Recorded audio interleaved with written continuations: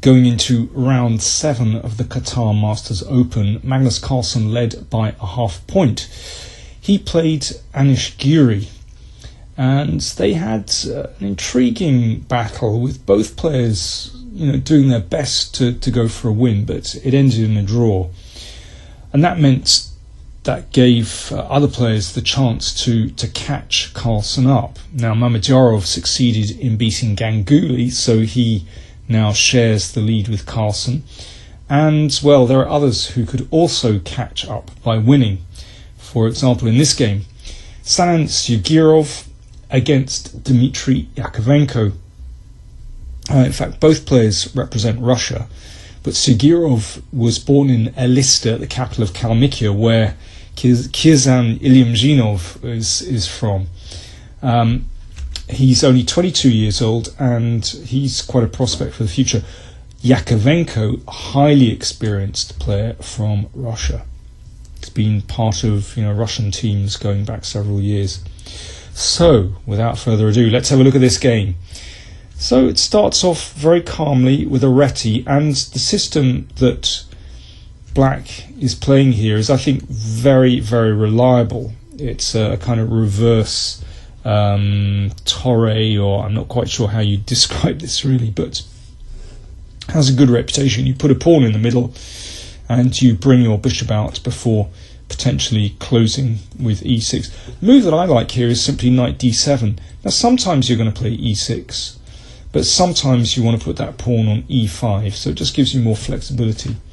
But Jakovenko very quickly played e6, rock solid. And now Sjugirov put the question to the bishop straight away with h3. And here, I think it's quite a nice idea simply to exchange and play bishop d6 and knight d7. And sometimes you can toy with the idea of playing queen c7 and even castling on the queen side.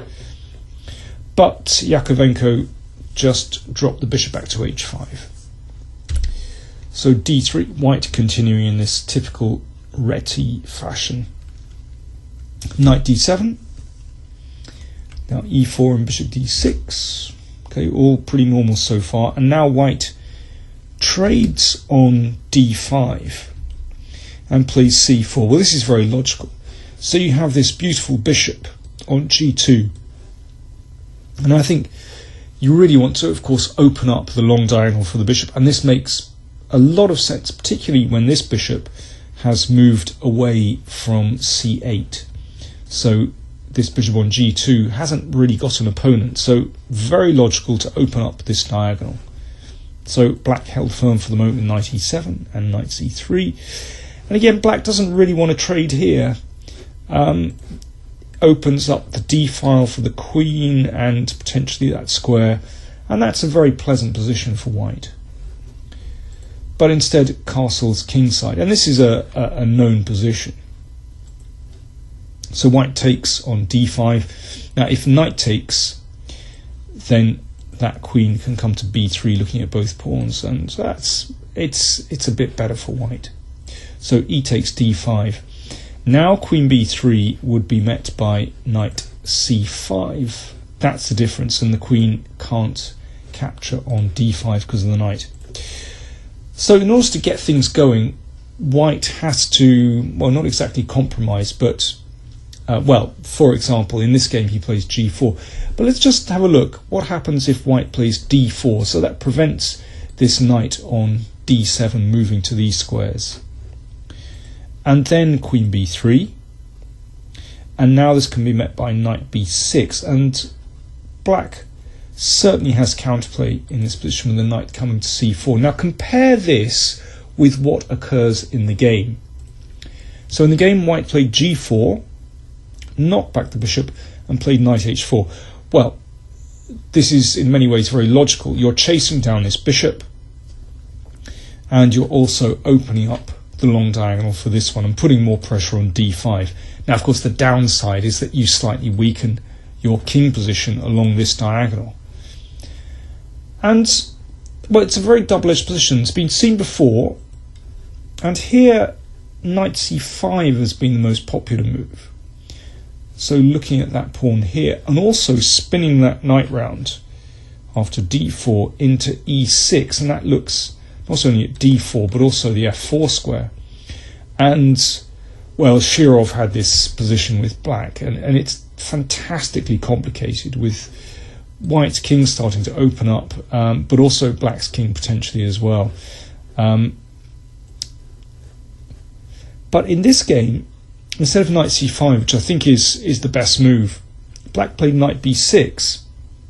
Now, we saw in a moment ago how when the pawn was on d4, that knight was able to come into c4, and that made a lot of sense.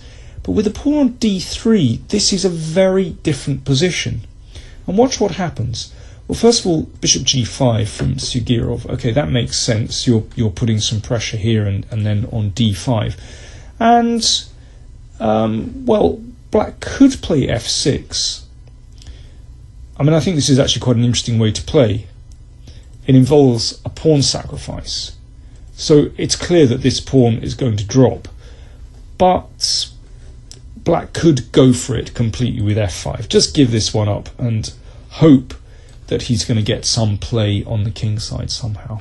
Objectively, I'm sure this is good for white, but in practice, not so easy. But instead, Jakovenko played queen d7. And now, after a4, it's quite clear that black is in some trouble. Now, if this is blocked by a5, then queen b3 is very annoying. Looking at that knight, it certainly can't hop into c4. And the bishop doesn't really want to come to b4. It's a bit out of play. So, you know, white, I mean, maybe that's the best for black, but I think white is doing well there. Instead, black played rook e8, which is all very well. You know, black could potentially get counterplay on the king side. But after a5, this knight is just driven to a really poor square. So knight g6. And now, well, cleverly, white doesn't take this pawn too quickly. He makes sure that he's got his other pieces in play. I mean, queen a4, crucially. So if the queens are exchanged, then white can collect this pawn, and there'd be no danger to his king then. So the queen came to e6. Now you have to be a little bit careful about this. You've got to watch out for queen e5, and that's what Sigov did. He brought the bishop back. Obviously that's not en prise now. Now queen e5. Okay, this threatens a mate and means that white has to open up a little bit, but actually this queen doesn't really have a good square to go to. Check played, king went in the corner, and now black has a huge problem. The square we want to put the queen on is d6, keeping it nicely centralized, but after d4, actually black is simply losing a piece. Hits the queen and hits the bishop. And if queen d4, then this can be exchanged. Well, I mean, that's a clear pawn up, and still, look at that knight, still can't get out from the corner. So black played queen b8. Well, this is a bit of a miserable retreat. Now, finally, knight d5. And white is just rolling in this position. I think for black to get anywhere here, he has to bring that knight into the game. And then perhaps you could try to rely on the fact that white's king's a little bit open.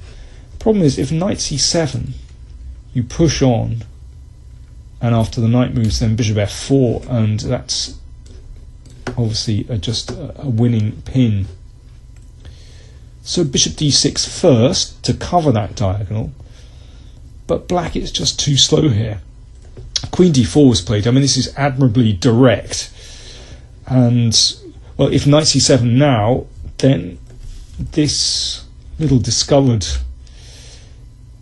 just leaves white with a crushing position. Pawn up, and, you know, this double pawn is absolutely dreadful. Bishop coming to c3 very soon. So rook d8 was played to protect the bishop, but now bishop c3. and this is absolutely horrible. f6 forced, and white again wanted to just open up the other long diagonal for his bishop and play g5. This is completely winning for white. There is absolutely no defense now. So f6 is caving in, and this is how the game continued. Black is just hanging on by his fingernails, but it's not good. Queen c4, threatening some extremely nasty discovered action and taking here, and it is completely and utterly lost. I would say Jakovenko was just, probably he was in time pressure, just playing on inertia now. And white finished like this. First of all a check, forcing king g7, now discovered check, bishop c3, and then he took the queen. Now what's the score? At the moment white is a whole rook up. Black tried to grab something back. If knight takes rook, well, you can win anyhow you like. Bishop d5 isn't bad. a6 is also pretty good. Instead, knight e2 check, and knight takes f4. But after a very cool king h1, black decided that enough was enough. Of course, you could take the knight here, but white is a full exchange up. I mean, there are so many winning moves here. You could play a6. That's not bad. You could also just put a rook in the middle of the board. That's pretty good. Well, anything you like. Utterly lost for black. Very convincing win by Sjugirov. But isn't it interesting how, with just one bad piece, that knight that came from d7 to b6 and ended up on a8, with that one bad piece, basically the whole of black's position was dubious.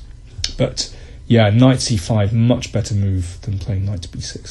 So that means that with 2 rounds to go, there are now 3 players in the lead.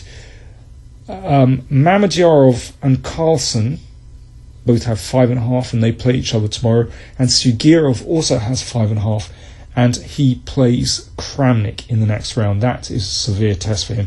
And then there are stacks of players on 5, Kramnik, Yuri, Ponomarev, and so on. So with 2 rounds to go, it's still very, very close.